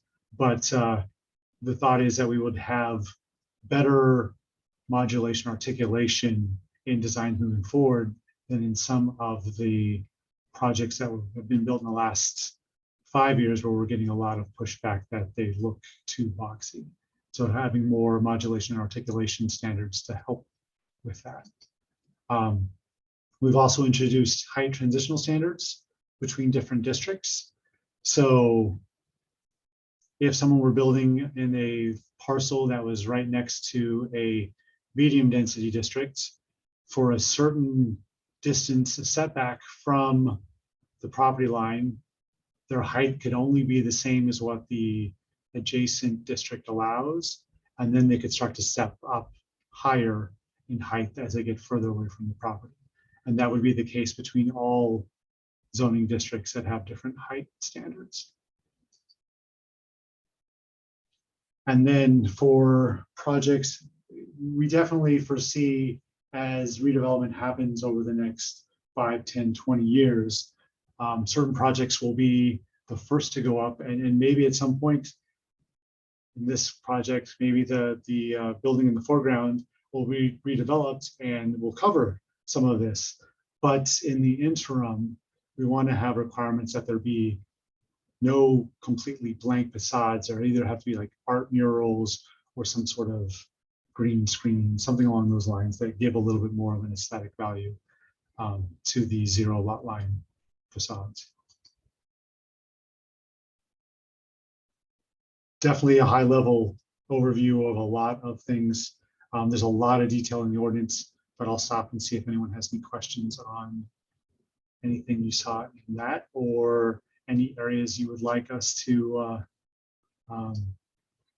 talk more about, or areas you think that we need to focus on. And if we don't have policies in place, we could look at putting those in as we move forward.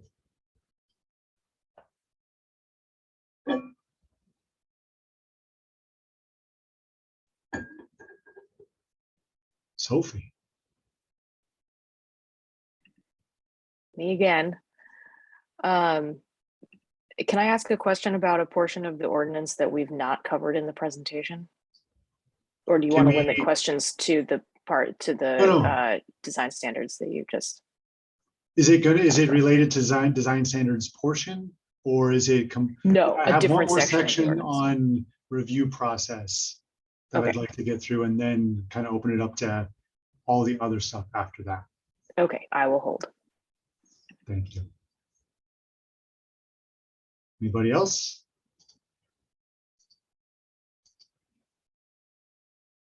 Seeing, oh, Raymond has a, do you foresee some of those art requirements being digital screens? I don't know that we would allow digital screens. Or I think we'd have to look at that more closely. Obviously, one of the issues would be just brightness and glare. There's lots of concern sometimes with some of those types of signs. But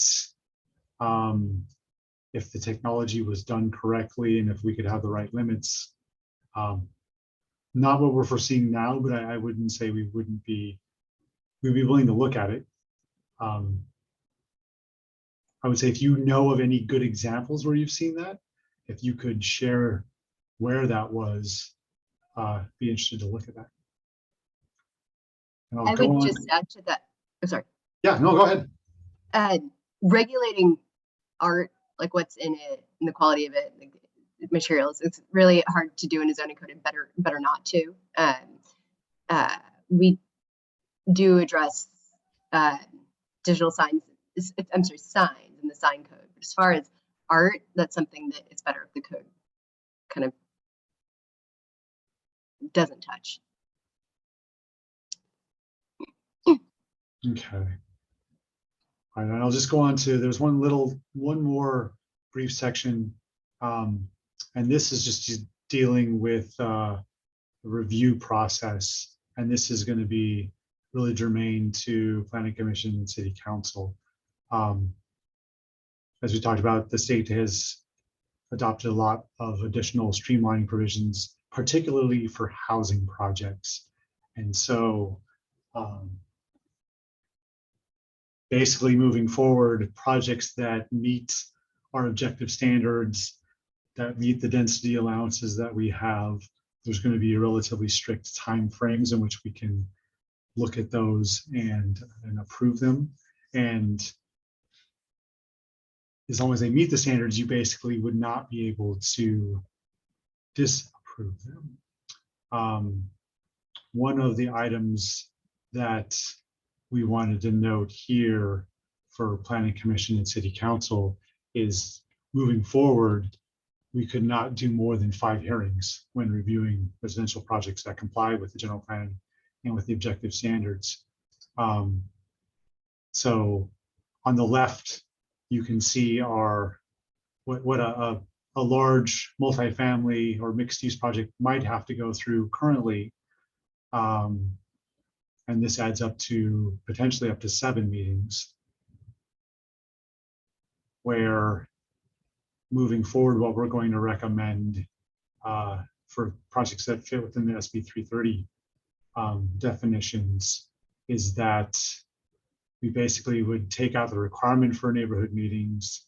Housing Standing Committee and Bicycle Pedestrian Advisory Commission would not be looking at these types of projects. That would basically be Design Review Board, Planning Commission, and City Council.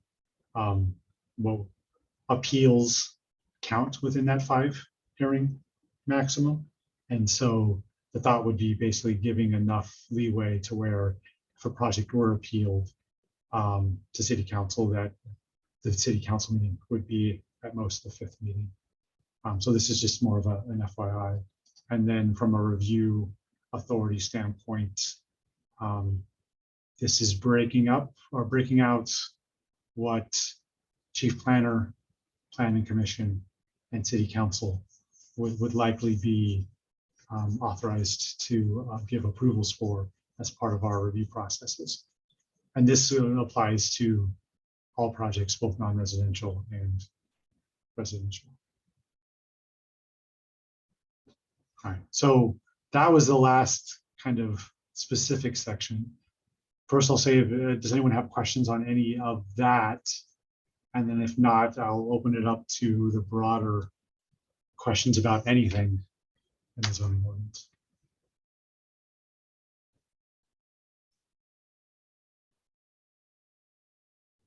Billy, there's some questions in the chat. Can I ask Tony and or Lisa to?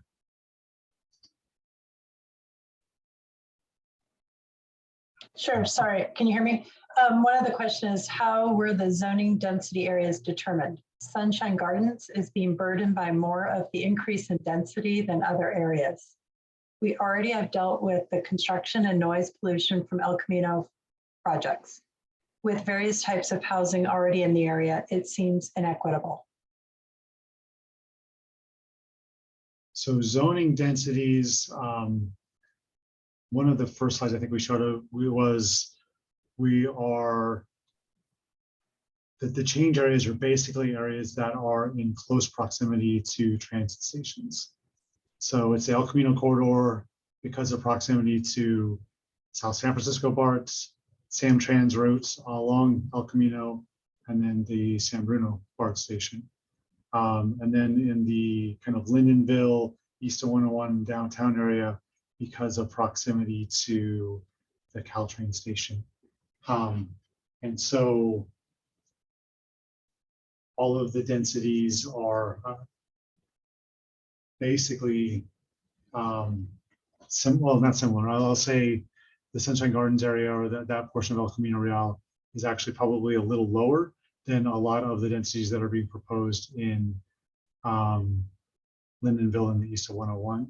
But all of these areas are areas that are close to transits where we are trying to prioritize having housing and residential uses being created.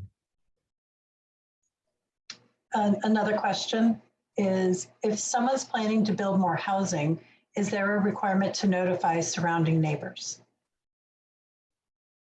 There is not a requirement to notify. Part of what the state has been doing over the last, say, at least 5 years is trying to streamline the process because housing has been so difficult to build. I think in San Mateo County, as part of the general plan process, I think we were showing that 19 jobs are being built for every 1 residential unit being constructed. I think that's over the last maybe decade. And so to balance that, the requirements that are being passed down are, once you adopt densities for specific areas, and once you adopt the objective design standards that you want in place for how, so heights, setbacks, all of the specific development standards, roof pitches, those types of things. Once you have those in place, if a project comes in and meets those requirements, a city basically cannot say no to those housing projects. Cities are not allowed to downzone properties, reduce densities, unless you were to increase densities in other areas. Basically, there's no net loss of housing allowed currently. And so basically everything that we're incorporating into the zoning ordinance is in keeping with that state law in terms of making kind of our housing development processes meet current state regulations.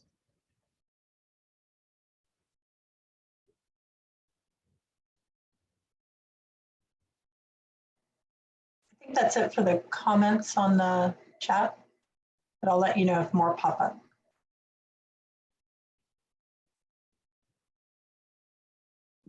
Hey, Billy, I wasn't going to ask, but I guess I'll just ask. You had brought up the jobs that are coming from building developments.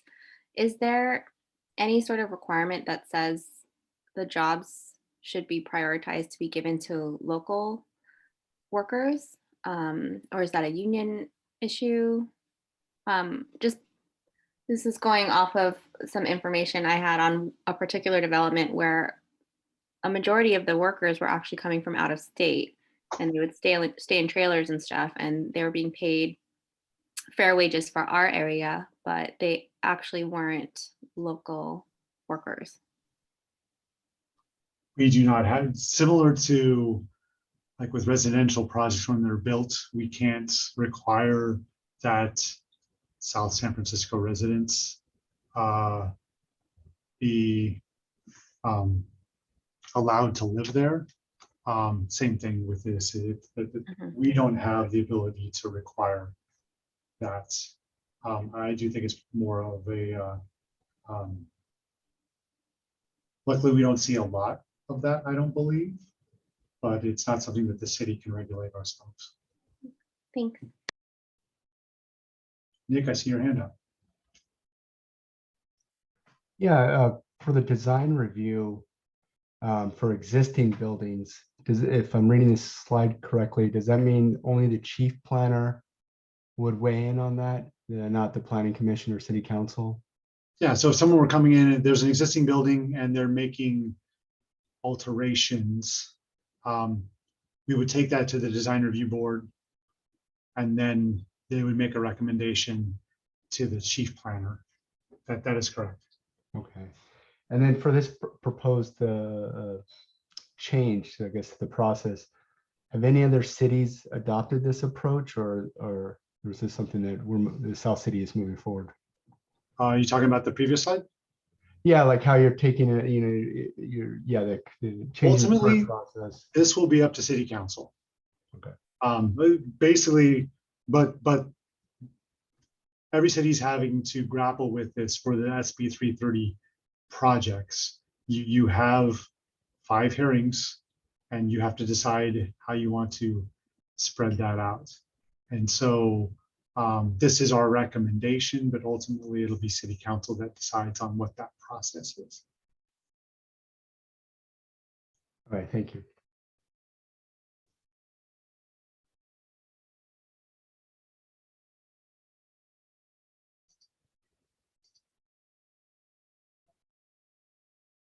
Did we just lose Sophie? She had a hard stop, but she's going to Okay. email her specific question, Billy. Okay, perfect. Other questions?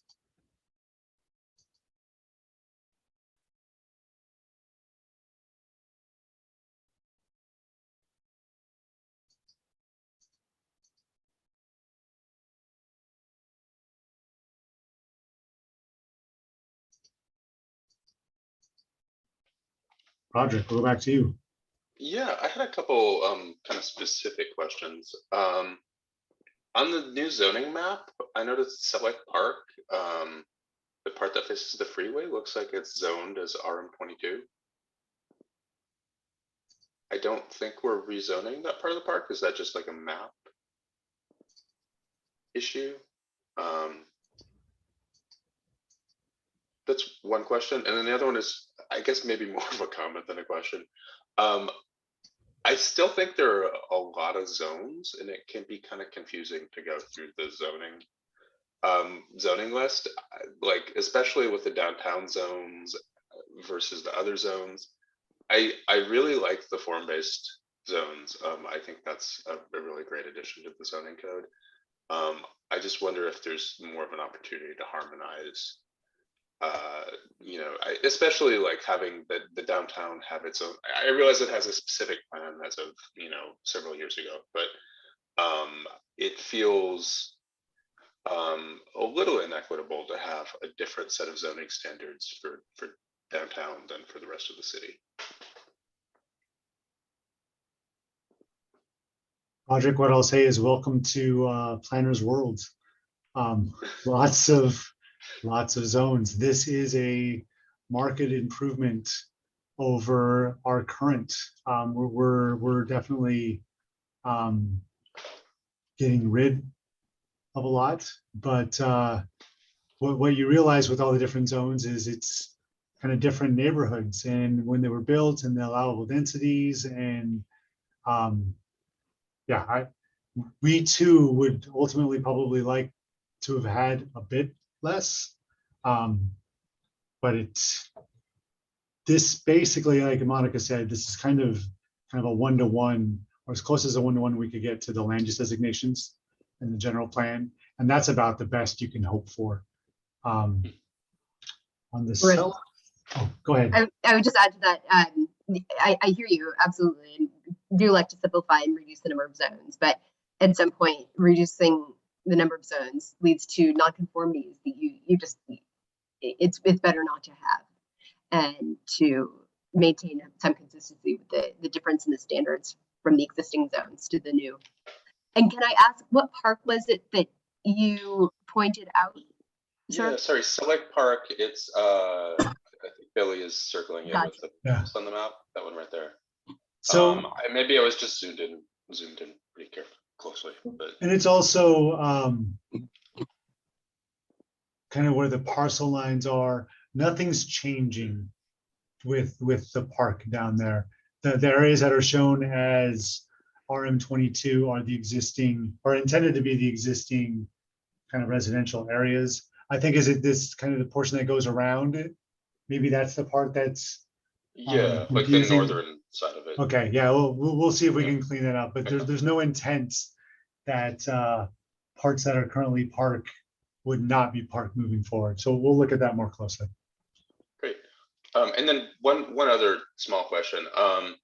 There was a little bit to talk about having mixed uses in neighborhoods. I noticed in the RLRM, there's no kind of provisions for like any sort of commercial uses, like even like professional services or offices, like not like large offices, but you know, like if you were a chiropractor or something like that, you can operate out of your home. Is there any potential to add those things in for, you know, the majority of the city zoning? I think at some point we will. So like one of the things we were thinking of is if you, and you can see my cursor, there's these couple of parcels that are shown as community commercial, and they're commercial parcels kind of in the middle of the residential neighborhood. Yeah. We would love to have that be incorporated into many of the residential districts, but we also realize we can't just arbitrarily say where those are. That needs to be conversations with the different neighborhoods on where does it make the most sense for that. And so it becomes a bit more of a detailed discussion because we're not allowing for commercial uses in the districts. You're right, because we wouldn't want a home-based dental office per se. We would want a space that was set up for that.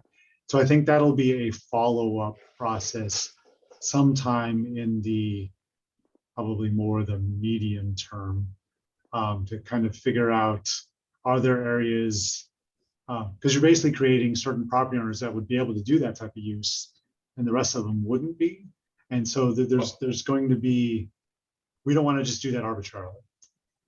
I mean, I think there's a world where anyone could, you know, operate a small business out of their home as long as, you know, it wasn't generating a lot of traffic or it wasn't, you know, like making a lot of noise that disturbed the neighbors, right?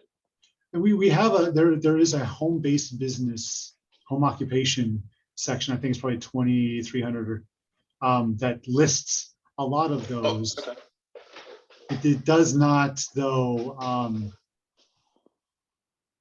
Yeah, it's like exactly, if they didn't have a lot of visitors and stuff, look in that and see if that is, we definitely allow that and have allowed that as long as I'm aware of. It's just trying to make sure that the standards are correct, but but That's okay, cool. That's Yeah, in place. thank you. That answers my question. Yeah. That's great. Thank you. And I know we did sort of loosen up a bit on the regulations for what kinds of operations are can be considered a home occupation and allowed in these areas, and are open to suggestions for how to refine that list further or open it up, as it were. Nick, you got your hand up again. Oh, sorry, didn't take it down. Sorry. Oh. Thought you had a new question.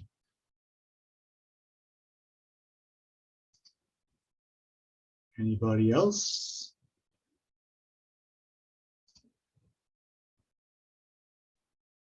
Going to stop sharing.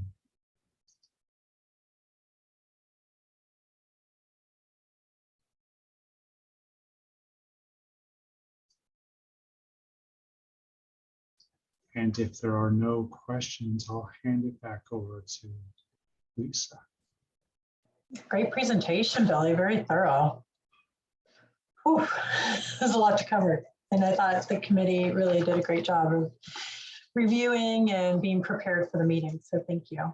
So it sounds like there's no other committee questions or comments on this item. Okay, any public comments? Feel free to just unmute yourself if there's any member of the public that has a comment you'd like to make. You can do so now. All right, not seeing any. Are there any staff comments? Billy's probably wiped out. Tony, any staff comments? I know he'll be in charge of planning the party later, so we'll get Tony on that. Any CAC member comments? All right, well, again, we really appreciate your dedication to this. It's been a long process. You really did a deep dive, you did your homework, and you gave us a lot of great input that we were able to incorporate in the general plan, the climate action plan, and the zoning code. So thank you very much. I'll keep you updated as we move forward with the hearings. So absolutely feel free to follow along, attend any of the Planning Commission and City Council meetings that'll be upcoming in the fall. And that adjourns our last meeting. Thank you, everybody. All right. Thanks a lot. Thanks, everybody. Thank you. Hope you guys have enjoyed this process. Thank you.